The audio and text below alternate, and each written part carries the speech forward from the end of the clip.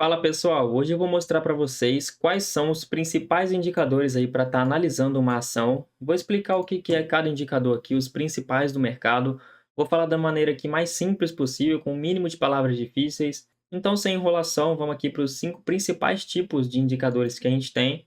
A gente tem indicadores de valuation, eficiência, endividamento, rentabilidade e crescimento. Então, eu dividi esse vídeo aqui em 5 partes para ficar aí o mais organizado possível. Vamos primeiro olhar aqui os indicadores de valuation. Então vamos lá, o primeiro indicador que eu queria mostrar para vocês é o mais conhecido, o Dividend Yield. O que ele significa? É a porcentagem de dividendos distribuído pela empresa em cima da cotação. Então, o Dividend Yield não é o quanto você recebe de dividendos, tá, pessoal? Muita gente confunde isso. O Dividend Yield é a porcentagem. Olha só um exemplo prático. Uma ação custa aí R$ 10 e ela distribuiu R$ 1 no ano. Então, o Dividend Yield aí é de 10%. Então, o dividendo médio, quanto a empresa paga aí em cima da sua cotação, tá? Porque R$ 1 aí de R$ 10 seria aí igual a 10%, né? Então, quanto maior o Dividend Yield, mais você vai receber dividendos. Só cuidado com o Dividend Yield muito elevado, que pode significar alguma coisa ruim para a empresa, tá? Próximo indicador, PL, preço sobre lucro. Muita gente tem dúvida ainda o que é o PL. Então vamos lá, é o preço da empresa dividido pelo lucro. O P seria o preço e o L seria o lucro, né? Então é o preço dividido pelo lucro. Um exemplo prático, uma empresa aí que custe R$ 1 milhão e ela lucra 100 mil no ano, então o PL seria de 10. Mas por quê? Porque o P, que é o preço, né? Ela vale aí R$ 1 milhão, é dividido pelo lucro, né? De 100 mil reais. Então aí, 1 milhão dividido aí para 100 mil reais, a gente chega num PL de 10 vezes, né? 10 anos. Então, quanto menor o PL, mais barato está a empresa, né? Eu coloquei entre parênteses aqui, na verdade, para você ter cuidado, porque às vezes um PL muito baixo pode ser algum problema na empresa, tá? Dela tá extremamente barata. Então, um PL ali de 4 a 5 vezes pode ser considerado um PL sim barato e saudável, já um PL de 20, 30 vezes já seria uma empresa extremamente cara e que dificilmente você teria o retorno do seu investimento. Próximo, tá? É o P sobre VP. Esse vocês conhecem bastante, mas ainda tem gente que tem dúvida, principalmente por causa que as ações, né, são negociadas normalmente acima do P sobre VP. Então, o que é o P sobre VP? É o valor em que a empresa está sendo negociada. Quanto maior, mais cara a empresa está. O P é o preço e o VP é o valor patrimonial. E como a gente mede o valor patrimonial da empresa? Olha só esse exemplo muito prático, tá? Uma empresa calculou todo o seu patrimônio e ela custa R$ 1 milhão. Então, como assim? A empresa parou e falou: olha só, vamos aqui calcular o quanto custa os nossos computadores, quanto que custa aí os nossos prédios, os nossos equipamentos em geral, e chegaram aí que a empresa custa R$ 1 milhão, ela vale R$ 1 milhão. Porém, o mercado está pagando R$ 2 milhões pela empresa. Como assim? A gente olha lá no site, né, aquele site de investimento, Status Invest, etc., e vê lá que o patrimônio líquido é de R$ 1 milhão, porém o valor de mercado, que é o quanto as pessoas estão pagando, está de R$ 2 milhões. Então, o que isso significa? Significa que o P sobre VP da empresa é igual a 2. O mercado está pagando R$ 2 para cada R$ 1 que a empresa realmente vale. Então, ela está sendo considerada aí cara, né? Você está pagando o dobro do preço que ela vale. E um P sobre VP aí menor do que 1 significa que a empresa está barata, né?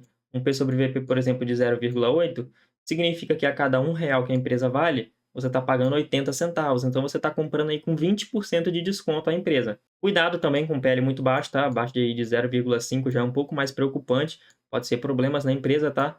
Então, sempre fique atento aí. Um PL muito elevado aí, acima de 3, já é preocupante também, porque a empresa está extremamente alavancada. Você está comprando 3 vezes o valor de uma empresa, então é bem arriscado.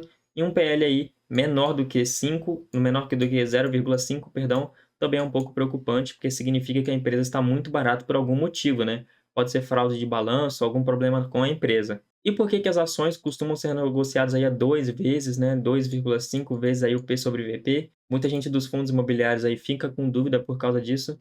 É porque as ações elas podem se multiplicar ao longo do tempo, pode aí se alavancar, gerar dívidas, né? Tá se multiplicando. Então, normalmente as pessoas costumam pagar mais caro, esperando aí esse crescimento da empresa, principalmente empresas aí grandes de setores premium, por exemplo, empresas de energia elétrica, como Taesa e Engie, são empresas aí que dificilmente gerarão problemas. Então, as pessoas aceitam pagar aí um P sobre VP acima do Q1, e se um dia ela voltar para 1, bem difícil ela se manter, tá? As pessoas ficam loucas e compram de novo até subir, porque são empresas premium, vão dificilmente aí gerar prejuízo, sempre pagam bons dividendos, então as pessoas aceitam aí pagar um pouco mais caro. E os últimos aqui de valuation, tá? Esses não vou entrar muito a fundo. O VPA, que é o valor por ação, seria o preço justo a ser pago pela empresa, considerando o P sobre VP igual a 1.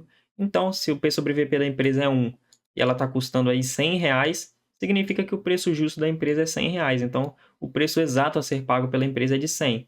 Se ela estiver custando aí 120, significa que o P sobre VP é de 1,2, né?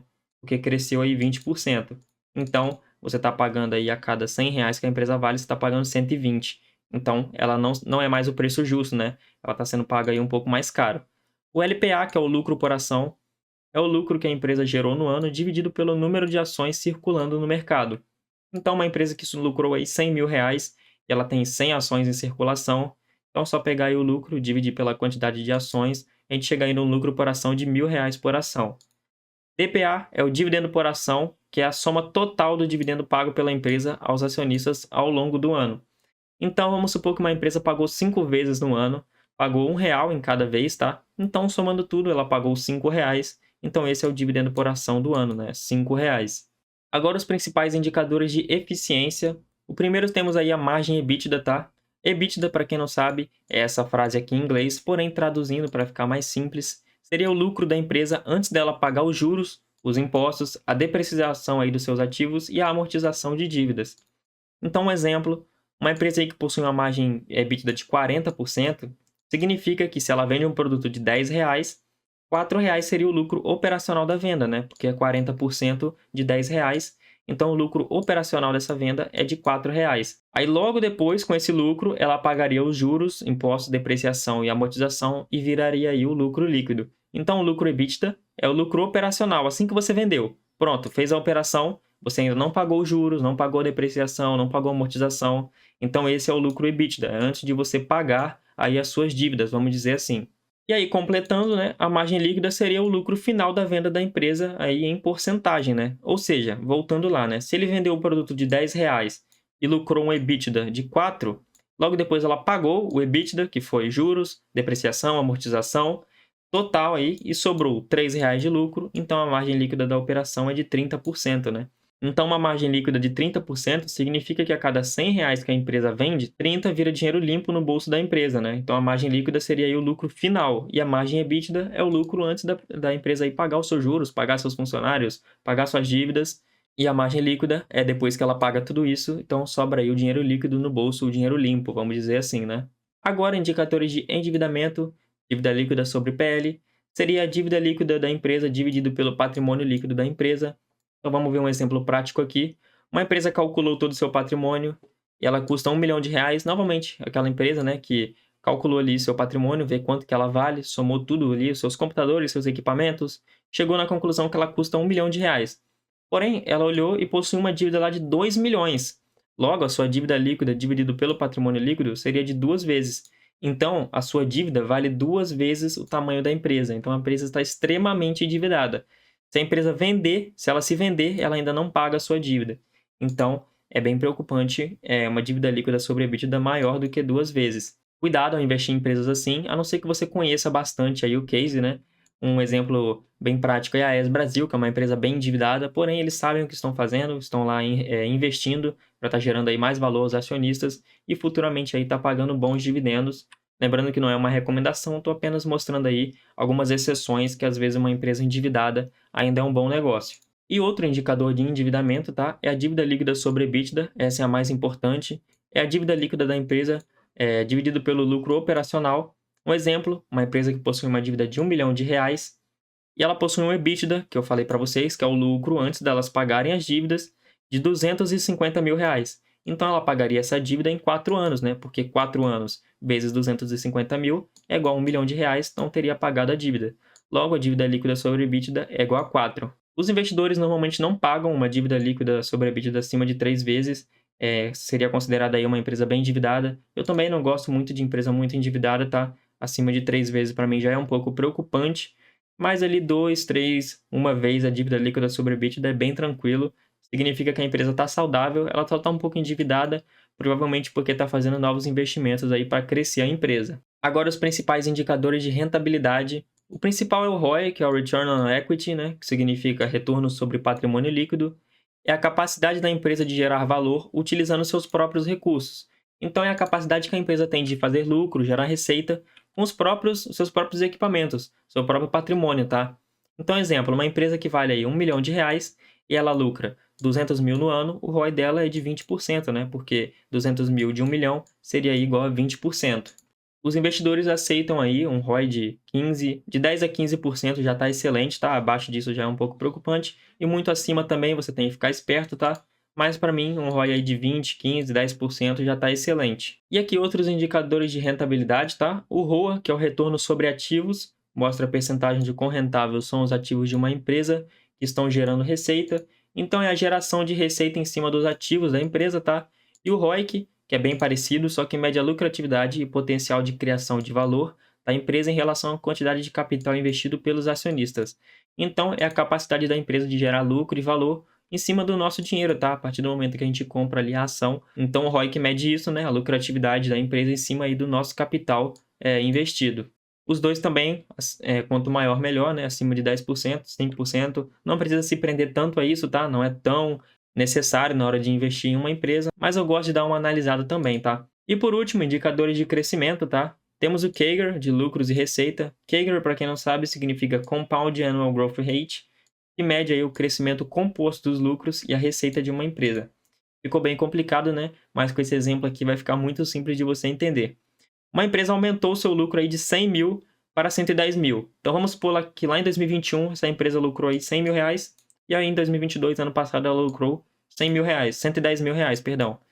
Então, ela teve um CAGR no lucro aí de 10%, né? O seu lucro cresceu 10%. Já a receita bruta era de 200 mil reais e cresceu para 240 mil. Logo, o CAGR aí de receita subiu 20%.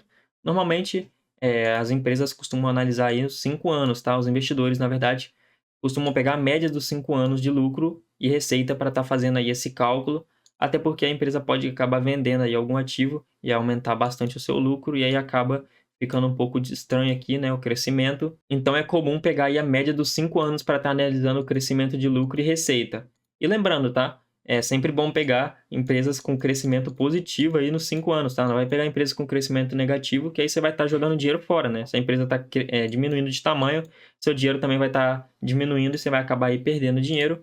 Um crescimento aí não tem muita regra, acima de 3, 5, 10% está excelente. Depende muito da empresa. Se a empresa for muito grande, 3% já está excelente. Agora, se for uma small cap, uma empresa pequena, é normal ver crescimento aí de 10, 15% ao ano, né?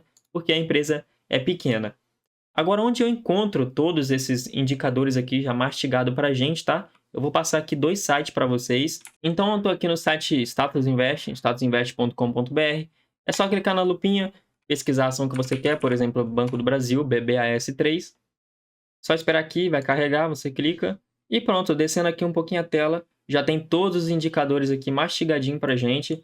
Vou passar aqui para vocês. Olha só, a gente mostrou aqui o Dividend Yield, a gente mostrou o PL, o P sobre VP, o LPA, o VPA, dívida líquida sobre EBITDA. Aqui não tem porque banco não tem dívida, né? Margem EBITDA, margem líquida, o ROI, o ROA, o crescimento aí nas receitas e nos lucros. Então tá tudo aqui, eu passei os principais para vocês, mas tem mais alguns, tá? Olha só, PEG Ratio, EV sobre EBITDA, liquidez corrente. Então, se você quiser saber todos aí, é só ir pesquisando um por um, que você vai entender aí tranquilamente. Outro site é o Investidor 10, também gosto de analisar. Esse é um pouquinho mais organizado, tá? Por exemplo, aqui Banco do Brasil também, deixa eu pegar aqui. Aqui de cara já mostra o PL, o P sobre VP e o Dividend Yield, que são os 3 principais indicadores aí de uma ação. E aqui descendo também tem todos os outros indicadores. Se você quiser olhar o histórico, só clicar aqui. E tem todo o histórico aí, desde de 2013 até 2023, para você estar olhando aí como é que está o crescimento da empresa. Por exemplo, aqui o PL, já teve um PL aí de 9 vezes, né? E aí veio diminuindo com o tempo. Hoje está 4,15. Então a empresa foi barateando aí ao longo do tempo, né? Então você pode fazer uma análise aqui, vai analisando, olha só, margem bruta, teve um crescimento, o payout, né, que é o quanto vem para o nosso bolso em forma de dividendos. Então aqui você pode analisar tudo, tá? Aqui é a mesma coisa, também tem os históricos, olha só. Vamos pegar aqui o histórico de dividend yield, aqui os pagamentos, etc. Só você ir olhando, analisando. E claro, nunca pega somente indicadores para estar analisando, tá? Vou até recomendar um vídeo que eu fiz aí, sobre os principais erros do investidor iniciante, que é olhar somente indicadores. Você tem que olhar a empresa por completo, tá, pessoal? Analisa os indicadores, mas olha o que a empresa faz, pesquisa notícias, vê como é que a empresa está se saindo, se não tem aí nenhuma fraude, nenhum problema. Aí sim você pensa em investir na empresa, tá bom?